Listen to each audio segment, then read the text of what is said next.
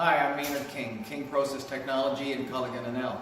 Wanted to give you an overview of the water treatment system that we have here at the town of Deep Bite.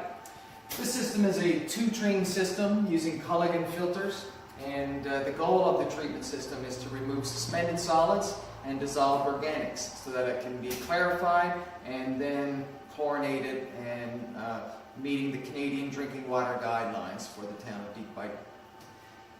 So the system is a two-train system, but before the filters, the takeoff for the water is right here. Basically, the water's coming into this building, and we have a 2-inch takeoff right here. And we're boosting the pressure up of the water because the water's only 22 psi coming in, and we require around 35 psi to operate the filters. So we have variable speed drives running these two booster pumps. We're boosting the pressure up to around 60 psi. After the pressure leaves those booster pumps, it tees off and splits into the two trains. So each train is comprised of 3 filters. We have a depth filter, which is also known as a multimedia filter, followed by an organic scavenging softener, followed by a granular activated carbon filter. If you look at the way we have the piping done, the water comes in, it tees off to the 2 trains. There is an isolation valve for the inlet and the outlet of each filter. We have a bypass for if the filter needs to be serviced. And each filter also has a drain line that is connected to an overhead drain header that goes to a floor drain. So the first filter in each train is a multimedia filter. So this filter is filled with varying grades of a granular material, basically sand and anthracite and garnet. And the way it works, we call it a depth filter because the water passes through a coarser level, then a finer level, and then an even finer level at the bottom, so that the larger particles of dirt get caught on the top and through that layer, and the medium-sized particles get caught in the next layer, and finally at the bottom the finest particles get caught. And so the job of this one is to remove suspended solids, and it does that to around 5 to 10 micron. And to give you an idea of how small that is, the cross-section of a human hair is 70 microns. So about 1/10 of the diameter of a human hair is what this filter filters down to. So it's removing suspended solids. When it leaves this filter, it goes into the anion softener. We also call this an organic scavenging softener. The reason why we call it that is that this isn't a regular water softener. It's filled with a very special resin that is a strong base anion resin in the chloride form. And all that to mean, it basically has a charge that it attracts dissolved organics. When I say dissolved organics, it means organics that cannot be filtered out. So the first one, you remember, removes suspended solids.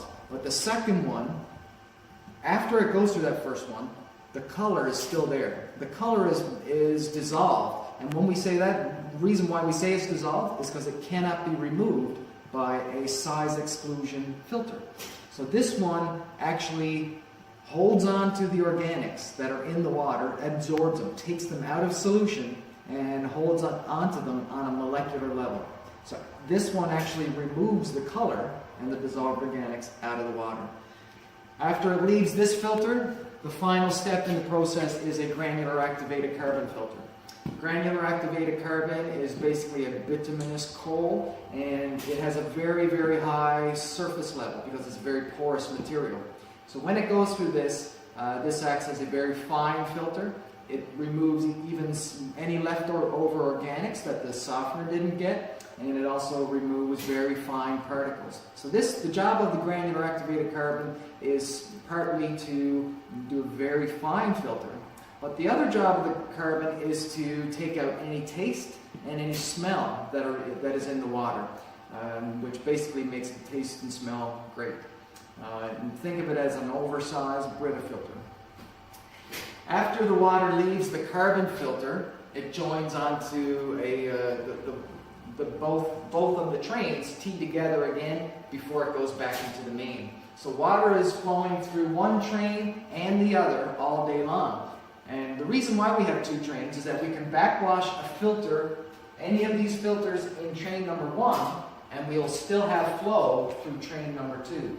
And vice versa, when we want to backwash over here, all the flow is going through this train.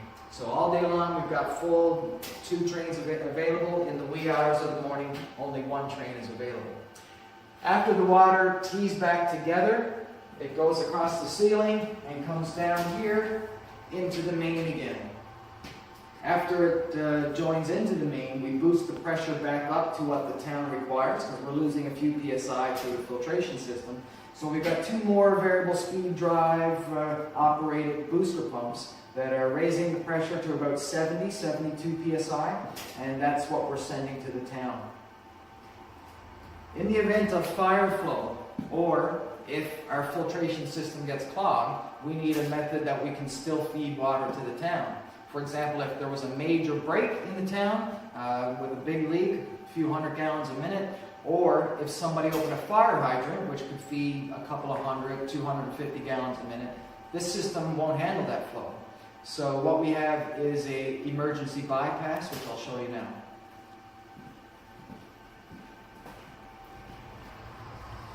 This is a differential pressure sustaining valve. This valve is in the normally closed position during normal operation, as water is coming out before the valve and going back into the main downstream from the valve. So this valve is sensing the pressure downstream, and as long as the pressure downstream is equal to the pressure upstream, the valve remains closed. So we're only sending water through the filter system. In the event that there's a major leak or a hydrant opens, the pressure downstream of the valve will drop and this valve will open. So as soon as there's a leak or a hydrant opens, this valve avalanches open, wide open, and allows water to bypass through the 3-inch line so that the town is never without water if the system breaks down, and there's always fire flow available. So we call this kind of our fire flow valve. So the valve's normally closed unless there's a leak or a break or something like that. I'm going to stop it.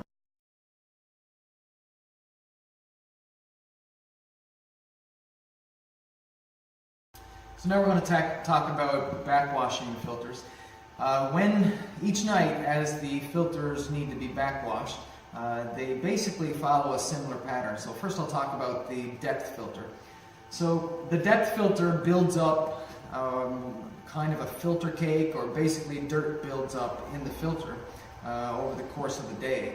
And the way that the filter works is that the water is coming in through the top of the filter and it's percolating down through the filter bed, and there's a riser tube that is down in the center of the tank. The clean filtered water then goes up through that riser tube that's in the center of the tank, and that's what goes out to the next tank in the row. And when it's time to backwash, there's an automatic control head up on top of the filter, this thing here, and that basically will reverse the flow. So it'll send the water pressure down through that riser tube in the center, and the water basically moves backwards then up through the filter bed. When it does that, the sand that's in this filter starts to dance around and move, and it basically fluidizes. When we do that, the dirt gets thrown off, and it goes, at that time, during a backwash, we send the water out through this fitting here. This is the drain fitting. So basically the dirt then flies out the drain and goes down through the floor drain. And that's how it backwashes. We do that normally at around 2 o'clock in the morning when the flow is lower and when the demand is lower, so we don't need both trains. That's the depth filter backwashing. The second unit in the train, the softener, does a similar backwash, but only for a few minutes, and then it does a very important stage called regeneration. And basically, I told you how this softener, all day long as the colored water goes through, it grabs onto and holds onto organics, the dissolved organic compounds that are in the water. And so at the end of the day and in the wee hours of the morning, we need to get rid of those. The way we do that is it backwashes, And then after that short backwash, we draw brine through it. So that's a salt water. We make brine, supersaturated brine, in a brine tank, and that gets mixed in with the backwash water and slowly percolated through the softener. And because brine is so high in those chlorides that I talked about, that returns the softener to its original state. It basically lets go of the organics that it was holding onto and grabs onto a chloride molecule again. And this basically cleans the resin and it throws off the organics out down the drain. And if you saw this happen during a backwash, the water that's coming out of the drain on this unit near the end of the brine cycle, it is absolutely black. It is as black as tar because it's the organics that it collected from the colored water all day. During that backwash, during the brine stage for this one, we also inject a small amount of sodium hydroxide, which is also known as caustic soda, into the brine line. And the sodium hydroxide helps the resin to get rid of those organics. It helps it to, basically, if you picture little beads of resin, the sodium hydroxide helps it to swell so that the pores are open wider and it can let go of the organics that it was holding on to. So just a small amount of sodium hydroxide in the brine solution, and it gets rid of all those organics and sends them down the drain. The third unit, the carbon filter, also does a backwash. We only do this one every 3 days or so because it sees relatively clean water all the time. It's only polishing the water, and it does a backwash the same as the first filter, the multimedia filter. It basically reverses flow, makes the carbon dance around and fluidize, and sends any dirt off down the drain.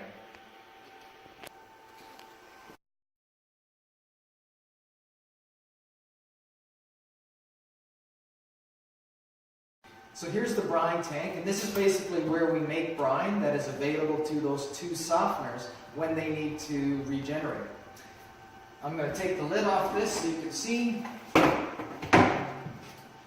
And basically we fill, this tank has several bags of a water softener salt that is put in it. And this system right now, for example, goes through about 2.5 to 3 bags of salt per night. And these salt, it's regular softener salt that you can buy at Walmart or Home Depot or Kent or Home Hardware. And basically the salt is about, it's in pellets that look much like peppermint knobs. And you just pour full bags of salt into this, and over the course of the day, those salt pellets dissolve. It takes about 4 hours actually to make saturated brine. So as the salt and the water interact, we basically reach an equilibrium where there is no more salt that can be dissolved in the water. That's when the brine is saturated. Inside this tank, there's also a brine well that has a float in there. And so there's a float down there, and that basically keeps the brine tank from overflowing. As we draw brine out, the brine is basically vacuumed out of this tank by the softeners when it needs to do a regeneration. And this is the brine line right here. It goes up to the ceiling, it tees off, and goes to each softener. And remember I told you that we inject caustic soda, sodium hydroxide, into that brine? Well, this is the caustic soda pump. It's a peristaltic pump that is, the speed is controlled by the softeners that we use. And a peristaltic pump operates much like an IV pump that you'd see in a hospital. There's rollers that go around and squeeze the tube, and it takes caustic out of this drum and injects it right here. This is where it mixes with the brine. So from here up is just salt, water, brine, and from here out is caustic brine. We've used a 55-gallon drum of caustic, and the reason why we use such a big one is that caustic soda is very hazardous. It's a very alkaline material that if you get it on your skin, it'll cause burns, and if you get it in your eyes, it would pretty well cause blindness.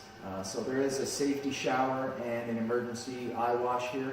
If you get some in your eyes, you want to get in that eye wash and stay there for at least a half an hour washing your eyes out. So the reason why we use such a large drum, we're not actually injecting that much caustic. We're probably dropping the level in this drum by about 1 millimeter each night. But what that does by using such a large one is that the operator doesn't have to handle it very often. So this drum of caustic will last the operator many months before he needs to bring any new caustic in.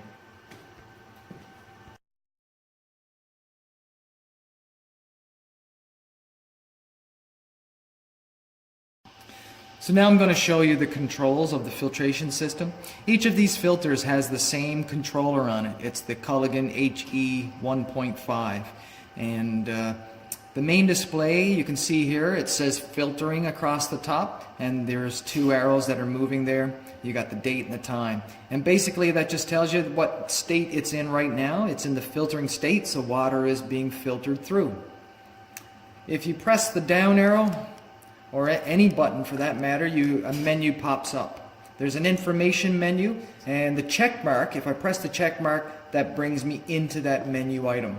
So there's a media life left, which you can ignore on a depth filter. We just set that number really high. There's how many days are left, same thing. Remaining capacity, same thing. It tells you the current flow rate through this particular filter. So this one right now has only 2.4 gallons a minute going through it. And today's usage in water is there, the average daily usage in gallons, and when is the next regen. Of course, in the case of filters, regen is basically backwash. So this one is due to backwash March 20th, which is tomorrow. So basically when you get to the end of that menu, it brings you back to the main menu. There is also some setup menus, set date time, accessories, advanced setup. Those are all ones that we use when we're setting it up. There's a diagnostics menu, and if I go into that menu, you can get some advanced statistics, which is the first item in that menu.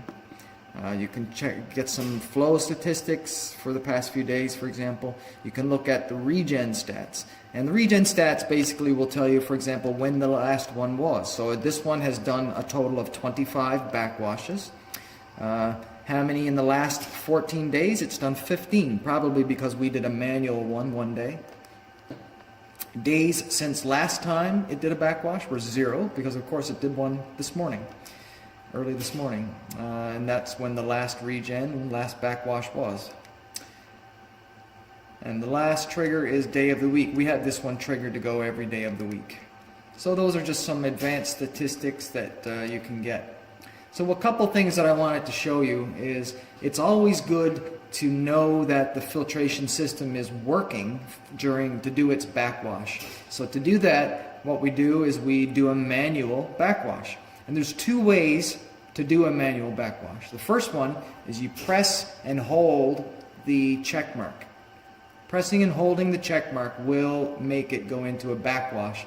The other way is to go into the menu by pressing the up or down arrow, going to manual mode, hit the check mark, and it comes up and it says manual mode, regen now. So if I hit the check mark twice, it'll basically regen. So I'm going to show you the first way that I talked about, which is pressing and holding the check mark. And you have to hold it for a few seconds, probably about 5 seconds. Let's count them together. 1, 2, 3, 4, 5, and then I let go. What I should note is that if I held the check mark for the first 3 seconds, it came up regen tonight, which means it's telling it to do a backwash tonight. But if you keep holding it, it tells it to do a backwash right now. So I had to hold it right through until it said regen now. So right now it is in backwash mode. And the display has changed from filtering to regenerating. Now, I don't want to stand here for an hour and watch this thing backwash. So the only reason I'm backwashing it is to check and see that it's working. I can skip through the backwash. And the way to do that is to go into the menu, which is hit the down arrow again, scroll down to Diagnostics and hit Enter, and then scroll down to Motor Control and hit Enter. And when you're in motor control, it tells you what position of the backwash it is in. So right now, it says backwash, minutes left, 10. If I hit the enter key, it brings up the word next cycle. If I hit it again, it brought my minutes left to 0. So it's basically skipping that cycle. So you hear that the sound has gotten quiet because the drain is no longer going. And now it's in the brine draw mode. On a filter, the brine draw is still there. It's 1 minute, and it's basically a minute of rest. So I hit enter twice, and it'll bring that one to 0. You can hear the motor running. Everything's good. The drain water is sound again, and now it's in the fast rinse part of the cycle, which is another 10 minutes. I'm going to skip that one by hitting enter twice.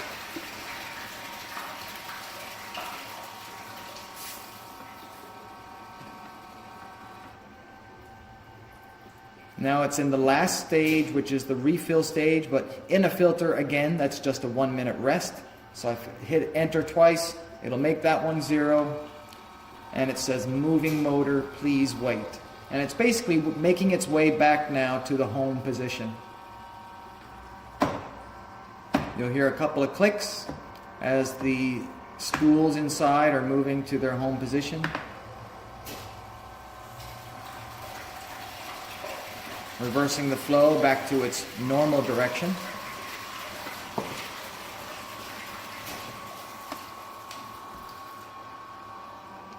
And when it's finished this, it doesn't actually say it's home, it says motor at position 1. And position 1 is the home position. So I've scrolled through all of the backwash, everything is working great, now I can exit out. And to exit out of any menu item, hit the X.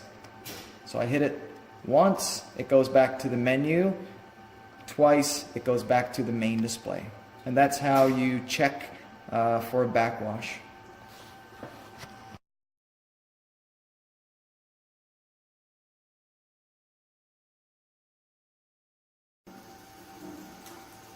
So the media in these filters does need to be replaced every so often. Well, not all the media. In the multimedia filters, they can last up to like 20 years because don't forget there's sand, anthracite, garnet. These are very hard materials that they don't absorb anything. They're just filtering out suspended solids. So the multimedia filters can last pretty well through your whole career. But the second two, the softeners and the carbon filters, in those eventually you will need to replace the media. So every 5 years or so, the media in the softeners need to be replaced, and for the carbon filters, it'll probably be about 5 to 6 to maybe 7 years at best. The media needs to be replaced in those.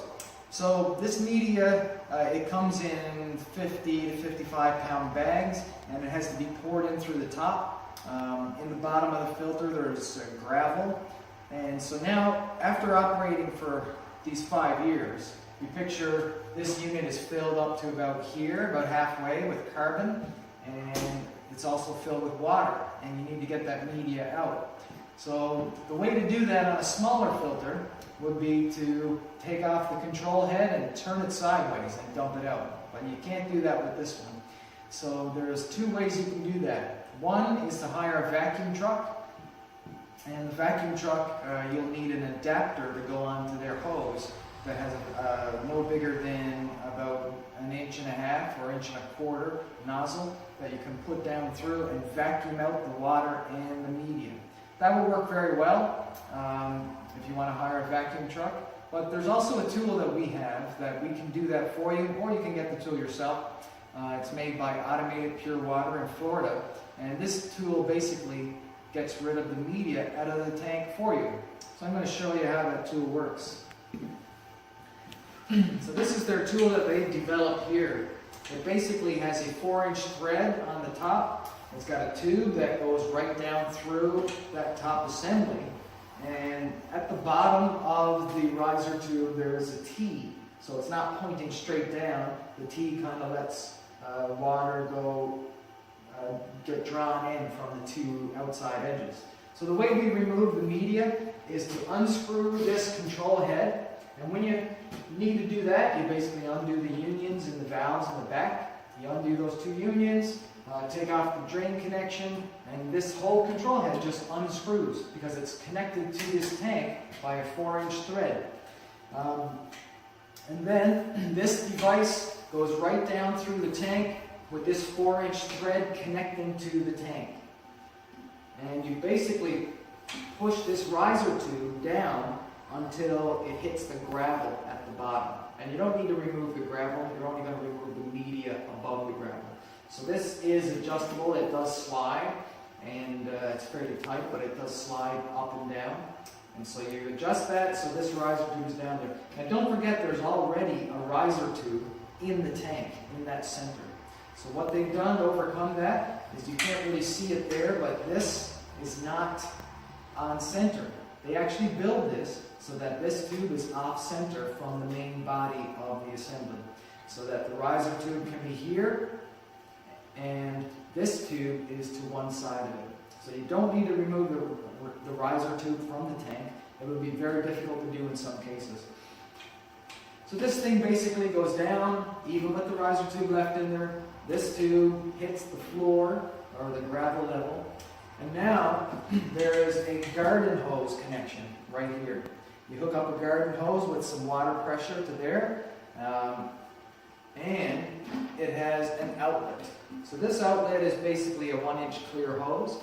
You could hold a bucket up to that and catch the media and water mixture, or what we actually find easiest is to stuff this inside an 1.5-inch hose. So this 1-inch hose fits right in nicely into an 1.5-inch hose.